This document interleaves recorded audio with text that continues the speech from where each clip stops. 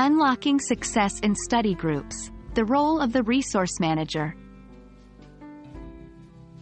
Hello everyone, and welcome back to our channel. Today, we're going to discuss a very specific yet essential topic related to study skills and time management, group study and collaboration. Within that, we'll be zeroing in on roles and responsibilities in study groups, particularly focusing on the role of the resource manager. So, let's dive right in. Before we delve into the role of the resource manager, it's essential to understand what a study group is. A study group is a collection of individuals who come together to learn and improve their understanding of a specific subject or subjects. These groups offer a platform to share ideas, solve problems collectively, and strengthen understanding by teaching one another. In a study group, having specific roles and responsibilities can be a game changer. Roles help streamline discussions, improve efficiency, and make sure that everyone has a part to play. By clearly defining roles, group members can focus on their tasks, making the group more effective overall. Now let's get to the meat of today's topic, the resource manager. This person is crucial for the group's smooth functioning. A resource manager is responsible for gathering, organizing, and distributing all the study materials and resources that the group will need.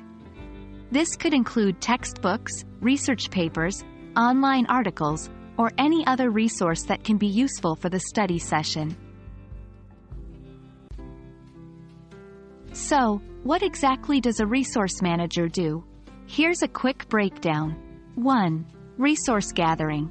Identifying and collecting study materials that are relevant to the topics being discussed. 2. Organization. Creating a system to keep these resources accessible and easily findable. 3. Distribution. Sharing these materials with all the group members either before the study session or at the beginning. 4. Updating. Constantly updating the resource list as the group progresses through different topics or needs change. Being a resource manager isn't just about collecting stuff. It requires some key skills. 1. Research skills. You need to know where to find credible and relevant materials. 2. Time management. Gathering and distributing resources should be done in a timely manner. 3. Communication. It's crucial to understand what resources the group needs and to communicate clearly when distributing them. Having a resource manager benefits the entire group in multiple ways. 1. Efficiency. No one has to scramble for materials during study sessions. 2. Quality. Ensures that everyone has access to the best and most relevant materials.